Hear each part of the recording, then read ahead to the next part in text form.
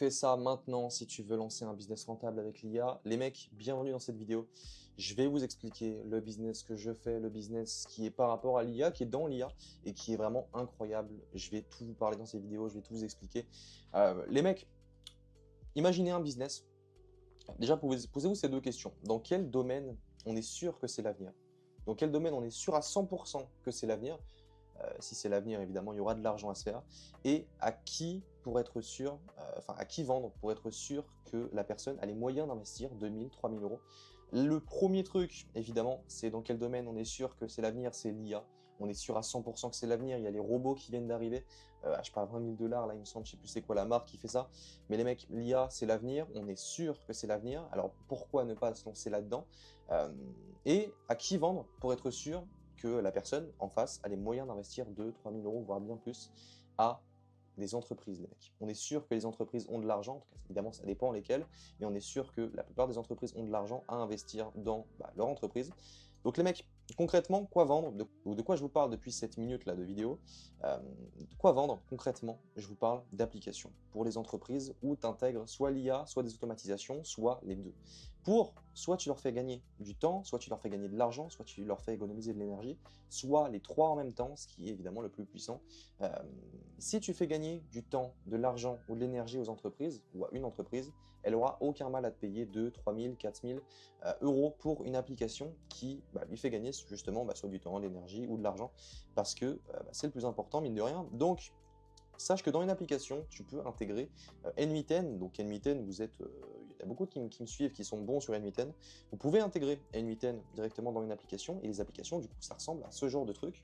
Imagine vendre ce genre de truc. Tu crois vraiment que tu vas vendre ça le prix d'un site internet ou le prix d'un workflow N8N comme celui-là? Non, tu peux vendre ça des milliers d'euros. Les mecs, c'est franchement assez dingue, c'est magnifique, c'est ultra beau. Quand tu vois ça, quand l'entreprise voit ça, ils sont littéralement choqués, que ce soit en appel de vente ou autre. Ils sont en mode waouh, ok, bien stylé. D'ailleurs, je suis persuadé que si tu restes jusqu'à la fin de cette vidéo, déjà je vais passer des conseils de fou, je vais passer aussi beaucoup de valeurs, j'ai aussi un prompt, tu vas le voir juste après, mais j'ai un truc énorme à vous passer. Donc reste jusqu'à la fin de cette vidéo, je suis persuadé que si tu restes jusqu'à la fin, tu feras à coup sûr, et que tu te lances évidemment dans ce business-là, je suis sûr à 100% qu'à coup sûr, tu feras de l'argent dans ce business. Les mecs, il y en a beaucoup qui vendent juste des workflows N8N, déjà arrêtez ça parce qu'en vrai c'est moche, et surtout vous pouvez tout simplement intégrer N8N dans votre application et c'est beaucoup plus beau, c'est beaucoup mieux, et vous pouvez vendre ça des milliers d'euros. Donc les mecs, il y a aussi ChatGPT qu'on peut mettre directement dans l'application, qu'on connecte via des API. Donc en gros, les API, c'est ce qui permet de connecter deux applications entre elles. Donc votre application à vous et du coup ChatGPT via l'API qui connecte en gros les deux, qui fait une espèce de liaison entre les deux. Donc voilà, hop, et du coup ChatGPT, ce sera un peu le cerveau de l'application. Donc les mecs, vous inquiétez pas, je vais vous montrer concrètement comment faire. Donc, vendre une application 2000 euros, voire bien plus, si seulement vous faites gagner ces trucs-là. Donc, soit du temps, soit de l'argent, soit de l'énergie. Ok les mecs. Donc, concrètement, c'est quoi la meilleure niche? Je vous parle d'applications, je vous dis c'est cool de vendre des applications, mais à qui vendre des applications? Pour moi, la meilleure niche, c'est tout simplement les personnes dans le bâtiment. Et pourquoi je parle de personnes dans le bâtiment? Il y a beaucoup de raisons. Pourquoi c'est pour moi la meilleure? Pour moi, c'est vraiment une dinguerie à quel point c'est incroyable. Premièrement, ils n'ont pas beaucoup, voire très peu de connaissances en IA.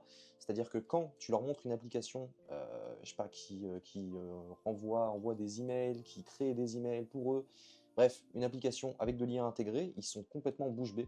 Et c'est justement cet effet waouh qui fait en sorte que vendre, c'est pas si compliqué. En tout cas, ce genre d'application. Donc, hop, ils ont très peu de connaissances en IA, beaucoup de tâches répétitives et manuelles que vous pouvez littéralement automatiser avec une automatisation ou avec de l'IA. Marché énorme et local, il y a énormément de personnes qui sont ici, qui me regardent, qui ont des contacts dans le bâtiment. Les mecs, c'est une dinguerie d'avoir des contacts dans le bâtiment. Je ne sais pas si vous vous rendez compte, si vous, selon vous lancez dans ce business-là, euh, toute la prospection, vous dégagez ça. Vous avez déjà les contacts, et c'est ça qui est incroyable, c'est que comme vous avez les contacts, vous n'avez même plus besoin de prospecter. Ils ont du budget, ok, un mec dans le bâtiment, ils ont forcément du budget. L'IA peut résoudre des vrais problèmes, ok, donc des vrais problèmes pour eux, et cible facilement à atteindre, facile à atteindre parce que vous êtes beaucoup à avoir des contacts dans le bâtiment, déjà si tu as un contact dans le bâtiment, t'es au-dessus de 99% des personnes. Moi, quand je me suis lancé, j'avais pas de contact dans le bâtiment. Euh, et du coup, j'ai utilisé en gros, j'ai contacté des personnes qui eux-mêmes avaient des contacts pour me donner des contacts et du coup pour vendre. Parce que je déteste prospecter. Et du coup, j'ai utilisé cette technique-là que vous aussi, vous pouvez utiliser si vous n'avez pas de contact dans le bâtiment pour faire plus d'argent et pour tout simplement vendre aux entreprises et déjà en trouver. Donc voilà, et tu peux scaler aussi extrêmement facilement parce que tu peux dupliquer les apps que tu fais. Ça, c'est énorme. J'ai jamais vu ça dans d'autres business. Les mecs, une fois que tu as fait ton app, donc imaginons, tu as un mec dans le bâtiment, ok, tu as un contact, tu lui as vendu du coup ton app, donc ton app, je sais pas, elle ressemble à ça, donc elle est magnifique, tu lui as vendu, elle est fonctionnelle, c'est cool, tout marche bien. Mais ensuite, c'est cool, tu as vendu une app, mais du coup, après tu vas recréer une app pour un autre mec, tout le temps recréer, recréer, recréer, c'est chiant. Sache qu'une app, c'est ni plus ni moins qu'une ligne de code, ok? Enfin, il y en a plusieurs, il y a énormément de lignes de code, mais c'est ni plus ni moins que du code, d'accord? Donc, tu peux dupliquer ce code, tu peux prendre le code et le mettre en deux fois. Et si tu as deux codes, tu as tout simplement deux applications. Et ce qui est vraiment incroyable, parce que tu as juste à trouver une deuxième personne dans le bâtiment, enfin un deuxième personne dans le bâtiment ou une deuxième, et c'est tout, tu vois, t'es bien. Donc il y a ça. Et aussi, du coup, je vous parle d'applications, je vous dis, ok, c'est cool de vendre des applications, mais concrètement, comment le faire? Le mec, pour créer le front-end, donc le front-end, c'est en gros juste le design. Donc, il y a pas encore le fait que l'application soit fonctionnelle. Exemple tout simple, ok, je sais pas, quand tu appuies sur ton profil, t'es pas vraiment connecté, ok. Le design, enfin, ça a juste fait le design, donc t'es pas vraiment connecté, c'est avec un profil test. Tout est en test, donc je sais pas, il y a une fonctionnalité, tu as un bouton, il marche pas, parce que en gros, ce que va te faire Replit, Lovable ou Base44 ou V0, c'est que le front-end, donc que le design. Tu peux faire en sorte que ce soit fonctionnel dans Lovable, dans Replit, je te conseille pas du tout de faire ça. Tous ceux qui utilisent des millions de crédits, parce que en gros, pour Lovable, pour Replit, à chaque demande que tu vas faire, donc exemple tout simple, tu crées ton application, et là, je sais pas, ça te plaît pas, ok, ça te plaît pas, tu as envie de le changer, et du coup, tu demandes à Lovable de le changer. Tu dis, ok, ce truc-là, change-le moi, et tu vas payer pour cette demande-là. Donc, tu lui as demandé de changer le truc, et du coup, tu vas payer. Tu vas peut-être payer, je sais pas, 1 € pour changer le truc. J'abuse peut-être un petit peu, tu vas payer quelques centimes, 10 centimes, 20 centimes pour changer un petit truc, mais si tu dois tout changer dans l'app, tu dois changer ça, ça, ça, ça, ça, ça, ça te reviendra vite à cher. Donc, je vais t'expliquer à la fin de cette vidéo le truc que moi j'utilise pour justement pas payer ces crédits-là et faire ton app sans ça. Et justement, en plus, c'est beaucoup plus simple, donc je vais tout vous expliquer. Comment créer des apps avec ces outils? Je vais tout vous montrer dans tous les cas. Donc, les mecs, comment créer ces apps avec ces outils? La première chose que tu dois faire, c'est identifier des problèmes que les entreprises ont. Ok, c'est cool, tu as une app, d'accord? Tu as un design, c'est bien, mais en même temps, bah, est-ce que tu es sûr que cette fonctionnalité-là, je sais pas, est-ce que tu es sûr qu'elle résout un vrai problème pour la personne dans le bâtiment? Est-ce que tu en es sûr? Justement, il y a deux manières de le faire. Soit tu as des contacts dans le bâtiment, et dans ce cas-là, tu as juste à leur demander, tu leur envoies un message, tu les contactes, et tu leur dis, ok, je crée une application, et du coup, c'est quoi les points où toi tu perds du temps, ou généralement ils sont pas aware, donc ils savent pas qu'ils perdent du temps sur certains points. Donc vous devez leur dire des exemples. Ok, est-ce que par exemple tu fais tes emails toi-même? Est-ce que tu fais les relances toi-même? Est-ce que tu fais ceci toi-même? Ce qui fait que ils vont vous donner des pistes. Ils vont vous dire par exemple, ok, moi je fais les devis manuellement, ça me prend du temps. Je suis une personne en bâtiment, donc dès que je vais, je sais pas, dès que je suis pas chez moi, je suis sur le chantier, et dès que je reviens, je dois faire 5 devis. C'est trop chiant, j'aime pas ça. Donc, faire une application qui fait le devis pour lui, ça lui fait gagner évidemment du temps euh, et donc par conséquent de l'argent. Ok, parce qu'une personne qui achète un bâtiment, genre, elle a la flemme d'attendre une semaine avant qu'il y ait le devis, tu vois. Donc voilà. Hop, donc c'est soit tu demandes du coup pour les problèmes, donc peut-être que la personne dans le bâtiment elle va dire ok, faire les devis c'est chiant, faire les relances c'est chiant, ceci, ceci, ceci, et du coup ça tu utilises et tu fais un prompt. Donc ça, le but de ça là, de ce que je vais te montrer, c'est de faire un prompt pour créer la meilleure application possible. Reste jusqu'à la fin parce que vraiment je vais passer un tips de fou qui est juste ici pour faire le meilleur prompt possible et pour te faire des applications justement belles comme ça là, des applications juste magnifiques comme ça. Donc hop, on retourne juste ici. Ok, donc une fois que tu as identifié justement tous les problèmes, ce que tu vas faire, c'est demander de résoudre du coup les problèmes avec soit de l'IA, soit une automatisation. Donc par exemple là, faire les devis manuellement, je sais pas, tu fais un workflow, oublie de relancer les clients, tu fais SMS, workflow N8N. Ok, donc tu demandes à ChatGPT de te faire des balles, donc soit workflow, soit utiliser l'IA. Donc en gros, résoudre les problèmes avec de l'IA ou avec un workflow pour que ce soit plus clair pour toi. Et en gros, il va te dire tech formulaire, soit Supabase, Edge Function, ça. C'est un peu complexe, donc je ne vais pas y revenir dans cette vidéo, mais si vous voulez d'ailleurs que je revienne sur des points un petit peu plus compliqués, dites dans les commentaires, envoyez un message, ou envoyez-moi un message sur Insta, dans la description aussi. Donc les mecs, une fois que vous avez ça, vous envoyez un prompt. Donc ce prompt-là, je vous en parle depuis le début de la vidéo, je reviens un peu dessus. Les mecs, ce prompt-là, c'est le meilleur prompt pour faire des applications. En gros, c'est un prompt qui a pour but de créer votre prompt. Okay, donc avec Lovable, par exemple, vous devez arriver et mettre un prompt, et en gros, il va vous faire votre app. Donc, vous mettez un prompt, donc une demande, vous envoyez du texte, et il va vous faire une application. Mais plus votre prompt, donc plus votre demande est précise, plus il va vous faire une application belle. Donc plus votre application sera magnifique. Et surtout, sera fonctionnelle et sera comme vous l'imaginez. Okay, donc il y a ça. Hop, et du coup, ce prompt-là, il va vous permettre de diagnostiquer ce que vous demandez, de développer, de déconstruire et de délivrer. Ok, ça, c'est incroyable, les mecs, pour faire le meilleur prompt possible. Donc, en gros, vous arrivez, vous avez du coup tous les problèmes que ChatGPT vous a listés, ou alors que votre contact vous a dit. Ça, c'est le mieux, les mecs, si vous avez des contacts, faites ça. Demandez-lui sur quel problème il a et sur quel problème il perd du temps. Hop, et du coup, ce que vous faites, c'est que vous envoyez ce prompt-là. Envoyez-moi un message sur Insta. Le Insta est dans la description, juste en dessous, là. Donc, juste, tu mets en petit la vidéo et tu m'envoies un message sur Insta. T'envoies prompt et je t'enverrai le prompt directement. Et en gros, du coup, t'envoies le prompt. Et là, tu fais du coup, juste en dessous de requête complexe, donc c'est la fin du prompt, c'est juste requête complexe. Et là, du coup, ce que tu fais, c'est OK, fais-moi un prompt ultra détaillé pour créer une application densifuturiste. Dans le prompt, prendre en compte sur l'image, ce que tu peux faire avec Lovable aussi, c'est envoyer une image. Donc, par exemple, tu envoies cette image-là, tu lui dis OK, fais-moi l'application, elle doit ressembler à cette image-là, et ça va te permettre de faire un design quand même assez propre. OK, donc tu fais ça. Et du coup, là ensuite, tu lui dis de prendre en compte toutes les fonctionnalités qui t'a mis là. Donc ça, tu copies, tu fais un copier-coller et tu les mets du coup là. Donc prends en compte toutes ces fonctionnalités de petits points et tu mets toutes les problématiques qui t'a listées. Une fois que tu as ça, ChatGPT va te faire un prompt ultra détaillé. Donc prompt ultra détaillé, il va ressembler à ça. C'est ce que j'ai fait tout à l'heure. Donc les mecs, ils vont faire un prompt ultra détaillé comme ça. Et ça, vous envoyez du coup à Replit, Lovable ou Base44, V0. Ce que je vous conseille d'utiliser, c'est Replit. Replit, je l'utilise tout le temps.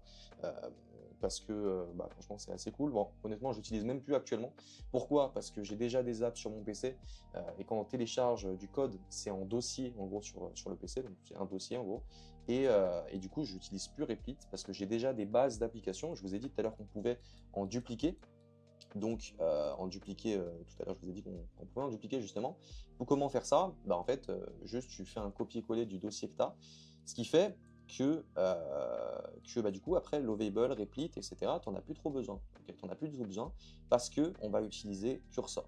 Okay, Cursor, c'est ce qui va nous permettre de faire en sorte que l'application soit fonctionnelle, de faire en sorte que tout soit bien fonctionnel. Par exemple, le workflow in10, ok, si sur cette app-là, c'est écrit workflow in10 et que tu appuies sur un bouton, et évidemment, ça ne va pas marcher parce que, comme je l'ai dit tout à l'heure, Replit, Lovable, etc., il ne te fait que le design. Donc ça, c'est juste le design. Okay, donc, Cursor, on va faire en sorte que tout soit fonctionnel. Là, je vais vous montrer comment connecter Supabase.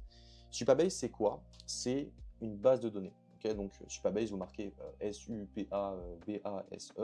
Sur Google, vous allez trouver Supabase. Et vous créez un compte. Et en gros, Supabase, c'est une base de données. Donc, quand vous allez, par exemple, vous connecter à l'application, plutôt vous inscrire sur l'application, sur votre application à vous pouvez faire ce qu'on appelle des logins, donc faire en sorte que Supabase récolte votre email et votre mot de passe, le garde en stock, donc une base de données classique, et quand vous vous reconnectez, du coup, il regarde dans Supabase si c'est les bons codes, si ce n'est pas les bons codes, ça vous affiche un message d'erreur, et si c'est les bons codes, il vous connecte sur votre application. Donc ça se fait avec Supabase, donc en gros, comme je l'ai dit, c'est une base de données. Vous avez ça, par exemple, ok, 2100 $, peut-être que toi, tu as fait 2100 $ et que c'est marqué sur ton application, mais peut-être qu'une autre personne qui est connectée avec son compte propre à lui sur ton application, peut-être que lui, c'est pas de 2100, mais peut-être qu'il a fait 0. Donc, il faut aussi que chaque info, chaque information soit propre à toi. Okay, donc, il y a ça. Donc ça se fait via Cursor, d'ailleurs. Je vais vous montrer ça. Donc, comment connecter Supabase? Vous allez dans Connect en haut à gauche, vous cliquez sur MCP, Add to Cursor, et vous allez arriver, du coup, votre curseur sera connecté à Supabase. Et donc, pour faire tout ça, donc pour bien faire les logins, pour faire en sorte que vous puissiez vous connecter, etc., c'est ni plus ni moins qu'un chatbot. Vous écrivez à Cursor, OK, fais en sorte que quand je me connecte, ça garde les informations, ça les enregistre, et quand je me reconnecte du coup sur l'application, et bah ça les garde, et du coup, du coup je peux me connecter à mon compte à moi. Donc ça, c'est simplement des prompts et simplement des demandes à l'IA. J'ai beaucoup de personnes qui codent, qui ont envoyé des messages sur mon YouTube. Je sais que sur ma dernière vidéo, il y en a qui ont envoyé des messages.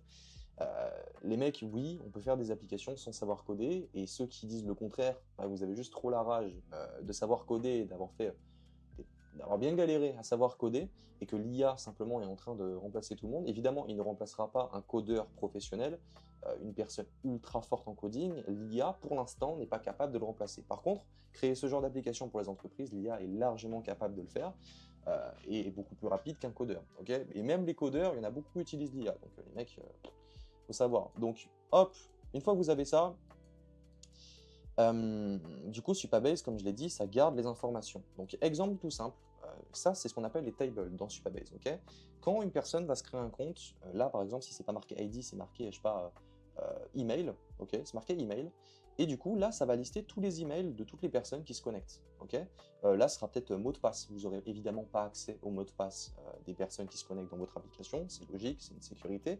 Et donc, une fois que vous allez vous reconnecter sur l'application, Cursor va voir dans Supabase si l'email est bon et si le mot de passe est bon. Si c'est pas bon, message d'erreur. Et si c'est bon, ça va vous connecter. Et du coup, chaque user a un ID. Donc un ID propre à chaque user, ce qui fait que à chaque personne qui est connectée dans l'application, ce qui fait que si une personne a, comme je l'ai dit tout à l'heure, je sais pas, 2000 sur son compte là, 2000, et bah l'autre n'aura pas 2000 pareil, ok, parce que c'est un compte par truc. Bref, voilà les mecs. Ensuite, deuxième, ça c'est un vrai tip ce que je vous donne, pour faire des applications qui sont vraiment, que vous pouvez vendre extrêmement cher, c'est ni plus ni moins que la valeur perçue vis-à-vis de votre application. Une entreprise qui voit votre application, qui se dit putain, c'est stylé, cette application-là, elle va me faire gagner du temps, de l'argent, et en plus de ça, elle est magnifique, et c'est agréable à utiliser, valeur perçue énorme, et donc prix bien plus haut. Euh, pour vous donner un exemple, vous êtes devant une boulangerie, ok, merci à ChatGPT qui m'a fait ça, vous êtes devant une boulangerie, et là vous voyez cette boulangerie-là, elle est moche, elle est pas belle, le croissant est à 90 centimes, évidemment vous vous dites ok c'est du surgelé, ça n'a pas l'air bon, je veux pas aller là. Alors qu'une boulangerie magnifique, dorée comme ça, très belle, là vous vous dites ok ça a l'air hyper bon, alors que vous n'êtes même pas rentré à l'intérieur. Donc ça c'est simplement de la valeur perçue, personne va entrer dans cette boulangerie, alors que là c'est le cas, c'est simplement pour quantifier un peu le truc et vous voyez un peu le truc.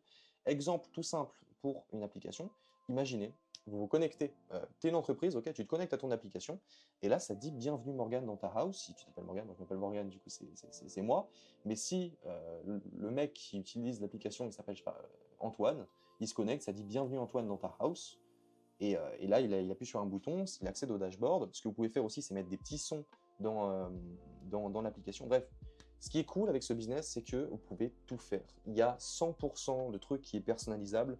Là, j'ai donné quelques exemples, mais voilà, on peut changer le bouton. Ce bouton-là, je l'ai récupéré via un code.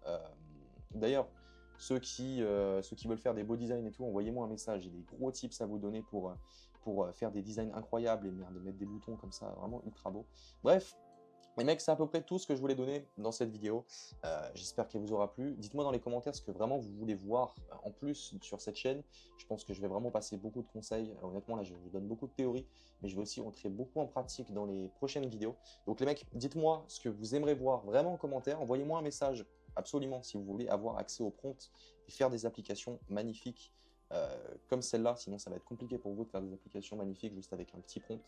Faut être le plus précis possible, rappelez-vous ça, excusez-moi, faut être le plus précis possible dans les demandes qu'on fait à l'IA, parce que l'IA, elle est un peu, elle sait pas ce que vous pensez et ce que vous imaginez dans vos têtes. C'est pour ça qu'il faut être précis dans vos demandes. Donc les mecs, envoyez-moi un message sur Insta pour avoir le prompt, et moi je vous dis à la prochaine pour une nouvelle vidéo. Ciao.